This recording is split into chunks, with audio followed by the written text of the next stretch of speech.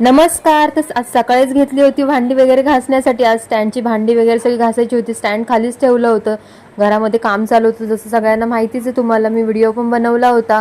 तर काम वगैरे कंप्लीट झालं आणि दुसऱ्या दिवशीवर लगेच बड्डेच पण आलेला साईज्ञाचा. तर मी बोलली सगळं फटाफट आवरून घेते, आज खूपच काम होतं. दुपारी जेवण वगैरे केलं, छान पालकची बेसन पोळी केली होती आणि डाळ भातच केला होता. मग संध्याकाळी आलो होतो ज्वेलर्सकडे, कारण की आजी आजोबा तिला काहीतरी गिफ्ट घेणार होते.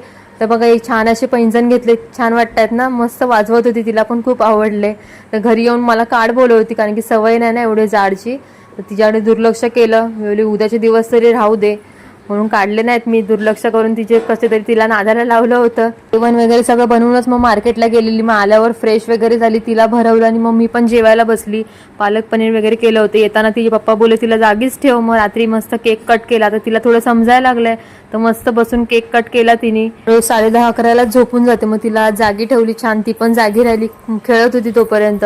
बघा बाबालाच पहिला केक भरवला, मला तर भरवला पण नाही. आज आहे 30 डिसेंबर, तर माझ्या बाळाचा बर्थडे आहे आज. माझी बाहुली 3 वर्षाची पूर्ण होईल. तर बघता बघता किती दिवस फटाफट जातात. संध्याकाळी मस्त सेलिब्रेशन बघूया. तर भेटूया पुढच्या व्लॉग मध्ये, तोपर्यंत बाय.